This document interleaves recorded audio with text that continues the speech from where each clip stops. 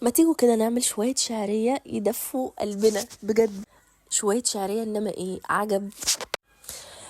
احنا بنسميها شعرية الطباخ يا جماعة.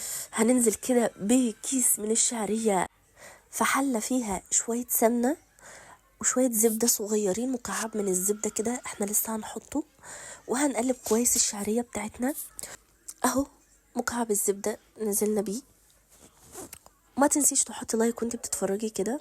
هنفضل نحمص الشعريه لحد ما تاخد اللون الذهبي المحمر اللي انتوا شايفينه ده. هنقلب كويس، لازم النار تكون نار هاديه يا جماعه علشان الشعريه ما تتحرقش مننا. وهننزل بالميه بتاعتها، ما تكونش كتير يعني زي ما انتوا شايفين كده، علشان الشعريه تستوي معانا وفي نفس الوقت تكون مفلفله. هننزل بشويه ميه اسمها ايه روح الموز.